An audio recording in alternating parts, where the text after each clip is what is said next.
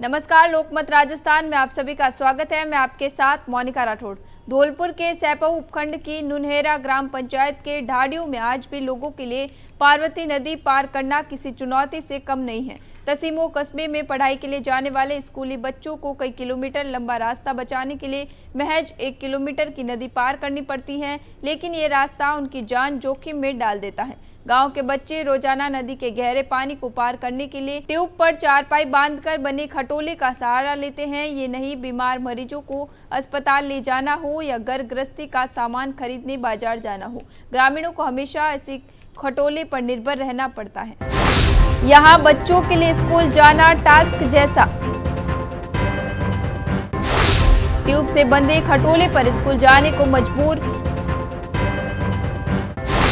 जिम्मेदार अभी भी आंखें मूंदे बैठे हैं। बीमार होने पर भी नदी पार कर जाना पड़ता है अस्पताल। बरसों से आ रही मडैया भूरा का पूरा, बगेलू का पूरा, महंत का अड्डा और पंची का पूरा जैसे गांवों के लोग इसी तरह नदी पार करते आ रहे हैं। ग्रामीण मंगल सिंह, हरिओम, मोहन सिंह, चरण सिंह, शशि कपूर, मुनीलाल, राम खिलाड़ी, भूरी सिंह, कमल सिंह और राकेश आदि ने बताया कि कई बार नदी पर पुल या रपट बनाने की मांग पंचायत और प्रशासन से की गई, लेकिन अब तक सिर्फ आश्वासन ही मिला है। ग्रामीणों ने बताया कि नदी पार करने के बाद खटोले को पेड़ से लोहे की सांकल और ताले से बांध देते हैं ताकि कोई दूसरा उसका इस्तेमाल न कर सके। कई परिवारों ने अपने अपने खटोले बना रखे हैं क्योंकि साल भर बाजार जाने और बीमार होने पर नदी पार करना उनकी मजबूरी है। आरी, मडैया और आसपास के गांवों से तसीमो कस्बे की सड़क से दूरी करीब 6 किलोमीटर है, जबकि उपखंड मुख्यालय सैपऊ 5 किलोमीटर दूर पड़ता है। ऐसे में लोग जोखिम उठाकर भी 1 किलोमीटर की नदी पार कर तसीमो जाना बेहतर समझते हैं। कहाँ पढ़ती हो? तस्मा। किस क्लास में? 10th में। क्या समस्या है आपकी, बताओ। यह गाँव नदी है, नदी से फिर हाँ, फिर नदी को रोजाना पार करना पड़ता है। हाँ। काहे से पार करती हो? खटोला से। तो इससे कोई खतरा नहीं रहता क्या? हाँ। बताएं, अपनी समस्या बताएं, क्या बात है? इतने और बित्ते आने में परेशानी होती है। कोई भी खटोला भी डूब जाता है। ये परेशान रहते हैं नदी के वजह से। पहले भी हादसे हुए हैं क्या? हाँ। फिर आप क्या चाहती हो? हम चाहते हैं कि नदी पार पुलिया बन जाए।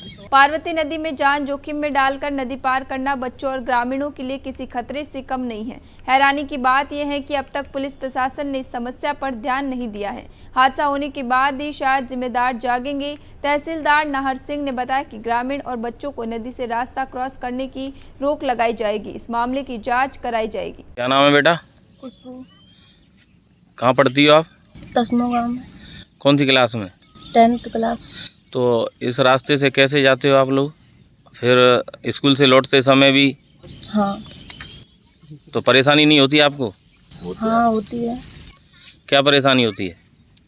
निकलने में डर लगता है बहुत और परेशान होते हैं इससे निकलने में। हादसा रहने का भी खतरा रहता है।